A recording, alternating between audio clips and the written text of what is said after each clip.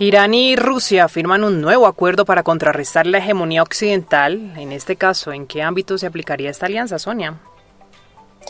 Pues puntualmente en temas de comunicación, Eliana, y esto parte del anuncio hecho por las agencias Sputnik y Tasnim, que firmaron un acuerdo para contrarrestar toda esta narrativa mediática de lo que usted ya decía, esta hegemonía occidental.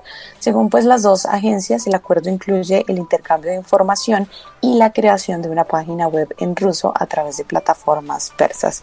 El jefe de redacción de Tasnim, Abdullah Abdullahi, ha elogiado pues el polémico acuerdo como un paso importante para contrarrestar la hegemonía occidental, mientras que el director del Departamento Internacional de Sputnik, Vasily Pushok, pues ha asegurado que se supone un frente unido contra los principales medios de comunicación occidentales.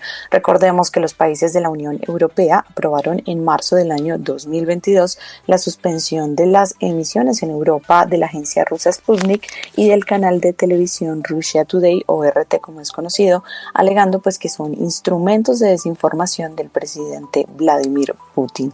Desde que Rusia invadió Ucrania el 24 de febrero de 2022, el sitio web en el que RT pues carga sus contenidos suben alrededor de 40 videos cargados de los que se han denominado con desinformación sobre la guerra.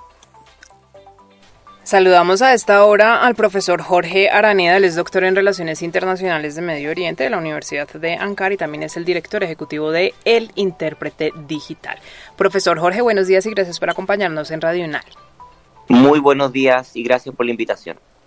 Profesor, desde esta región, América del Sur, que se considera occidental, usted en Chile y nosotras en Colombia, ¿qué tanta acogida tienen las agencias de información Sputnik y Tasnim? Y también conocer si en su país el ingreso a sus páginas web han sido bloqueadas. Particularmente por las leyes de libertad de expresión, las páginas tanto de Irán o de Rusia no han sido bloqueadas. Uno puede acceder a ellas sin ningún tipo de problemas, tanto en algunos videos que ustedes pueden encontrar en YouTube o en otros tipos de plataformas, sobre todo Twitter o X, Instagram y otro tipo de plataformas online. Pero sí es bastante interesante, particularmente de que si desde Chile alguien quisiera subir algún tipo de video captura, por ejemplo, una noticia que haya adquirido en RT y la quiera subir o ponerla a disposición en YouTube, probablemente ese video va a ser bajado por la plataforma. Profesor, consideramos pues que es un tema que hay que coger con pinzas, pues porque digamos los oyentes manifiestan normalmente como hay medios prorrusos, hay medios pro-ucranianos, pero también creo que hay que tener en cuenta, o el punto de partida es el tema de los sistemas políticos de los países y cómo se gestionan los medios de comunicación a través de ellos. Quisiera preguntarle puntualmente por Rusia, también por Irán, que es interesante en esta noticia, pero también cómo se consideraría o cómo se llegaría a ese equilibrio frente a los medios de comunicación. Sí, de hecho la noticia lo que abre la puerta a un debate bastante interesante sobre, para los radioescuchas, sobre empezar a problematizar o complejizar el acceso a la información y a los nuevos medios de comunicación. En relación a los clásicos medios de comunicación, por ejemplo Radio UNAL o el periodismo clásico que sale impreso, porque hay que poder entender un poco la realidad no solamente de Medio Oriente, sino de otras regiones, Asia Central, Rusia, Turquía, Irán, etcétera, en donde hay ciertas cualidades, ciertas características que al parecer a nosotros se nos olvidan. El primero, y algo bastante básico, es que nosotros tenemos, cuando nosotros me refiero a todos los hermanos latinoamericanos, es que tenemos una enorme ventaja de tener un continente desde México hasta Chile, en donde más allá de nuestros diferentes dialectos o especificidades como idioma, todos nos podemos comunicar. De hecho, en este momento yo me encuentro en Chile y los radioescuchas en Colombia me están escuchando sin ningún tipo de problema, más allá de que puede que mi acento o mi pronunciación de cierto tipo de palabras les pueda parecer un poco extraña o graciosa. En el caso, por ejemplo, de Turquía, es un idioma nacional y, lógicamente, la mayoría de las personas turcas solo hablan turco. En el caso de Irán, hablan persa, los rusos, lógicamente, tienen un mayor bilingüismo, pero hay otras regiones en donde, Asia Central, por ejemplo, hablan solamente un puro idioma. Y eso es bastante importante en términos del control que puede hacer el Estado solamente controlando la expresión en el idioma nacional. Eso por una parte. Por otra parte, los tipos de gobierno, como Sonia muy bien mencionaba, no es lo mismo una democracia liberal que una iliberal, eh, por el grado, como se llama, de que el presidente o el partido de gobierno puede hacer o implementar nuevas leyes, como los tres grandes poderes del Estado no son completamente autónomos, y también los estados que son completamente autoritarios y populistas.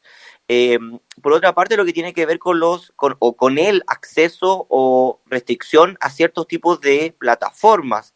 En Latinoamérica podemos acceder a la casi totalidad o a la totalidad de todas las plataformas de comunicación, ya sean de medios clásicos, pero también a otros tipos de medios. Yo, para los radioescucha, yo viví por muchos años en Turquía y quizás una de las cosas, un detalle, pero una de las cosas que más me llamó la atención hace aproximadamente unos 4 años atrás fue particularmente que yo no podía acceder a Wikipedia.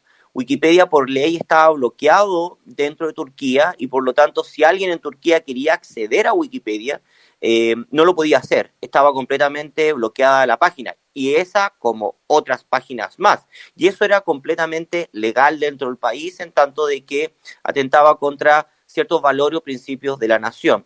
Y por otro, la gran disputa que también los radioescuchas tienen que tener cuidado en torno a lo que se llama la noticia falsa, la fake news, en términos de los medios de comunicaciones clásicos versus las redes sociales.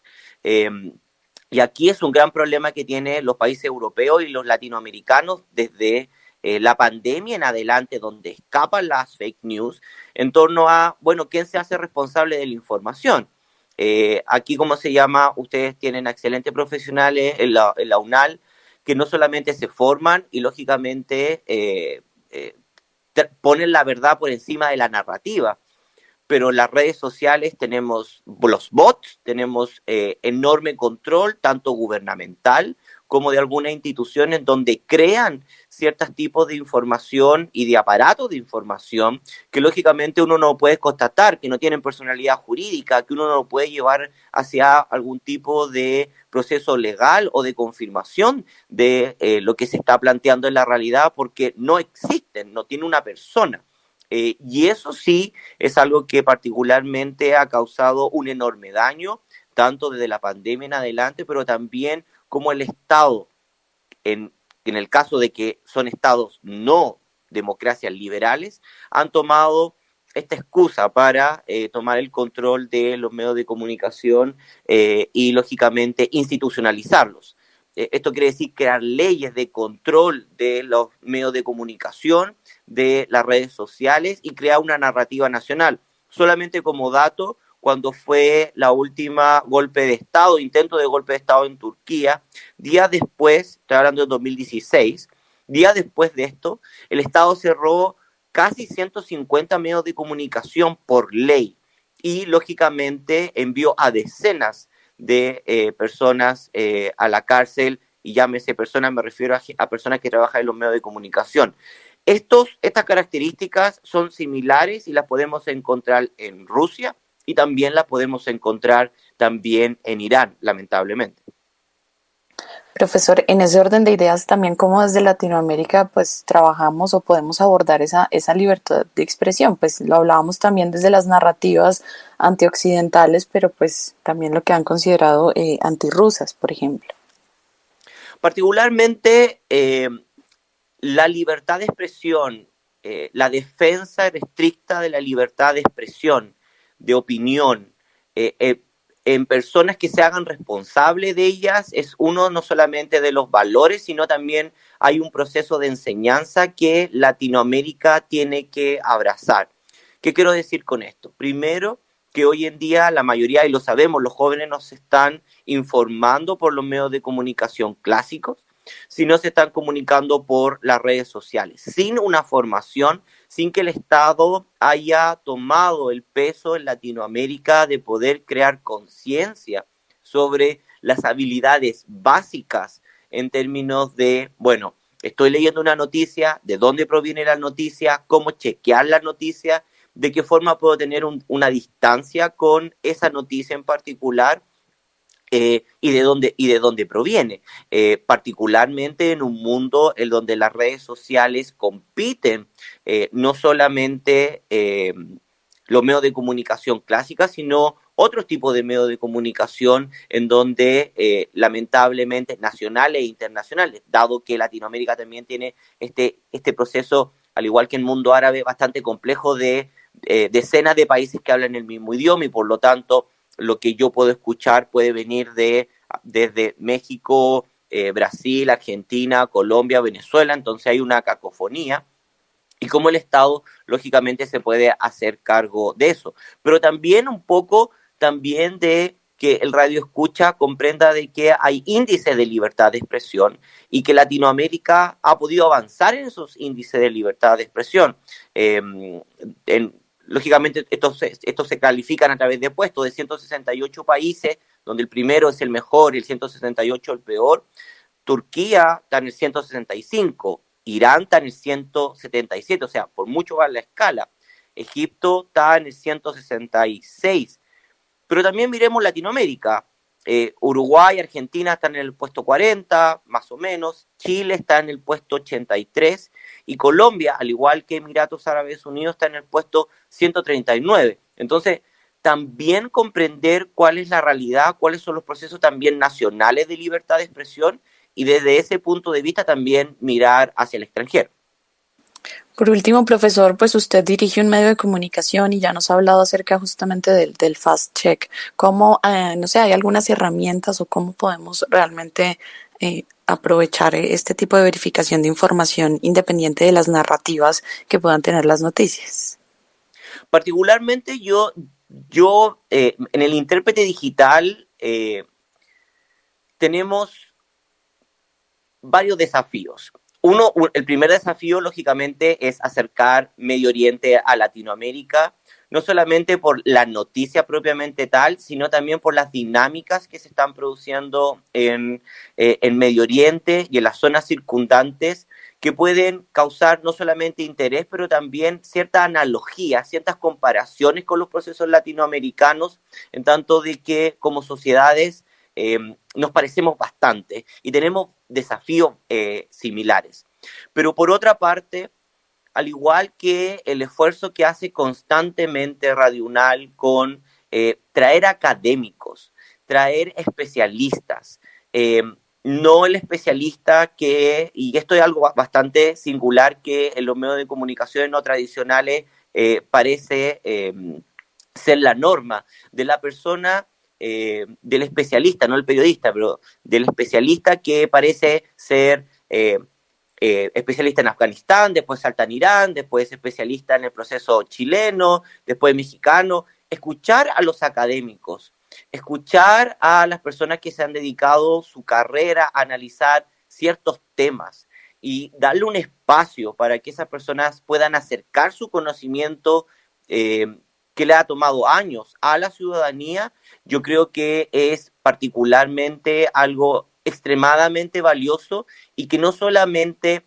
educa al radioescucha en este caso, sino acerca al académico o al especialista a esa labor social que lógicamente debe tener.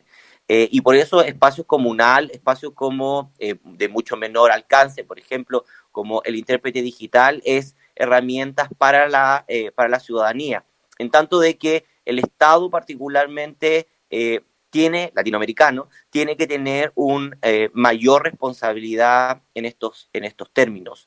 Y para terminar, para poder comparar un poco, es muy común, y me imagino que los radioescuchas cuando de repente ven noticias de Medio Oriente, no solamente las plataformas están siendo atacadas en términos de libertad de expresión, sino también las personas. En Egipto, en Irán, en Rusia, constantemente hay juicios de personas que, jóvenes, mujeres, que han subido videos en TikTok, YouTuber, Instagram, y que con leyes en donde se clasifican como un atentado a los valores nacionales, atentado a la seguridad nacional, o atentado al Islam, la religión o la moral nacional, estas personas terminan en la cárcel. Estos son las leyes, estos son la ética y la moral que nosotros en Latinoamérica y el Estado y los estados latinoamericanos tienen que combatir. Por una parte, combatir la fake news o las noticias falsas, y por otra parte, tener la libertad de expresión para que personas con rostro y nombre puedan expresarse de la forma que ellos más lo deseen. Es el análisis del profesor Jorge Araneda, doctor en Relaciones Internacionales de Medio Oriente de la Universidad de Ankara y también director ejecutivo de El Intérprete Digital. Profesor Jorge, gracias por acompañarnos en Radio UNAL. Como siempre, un placer.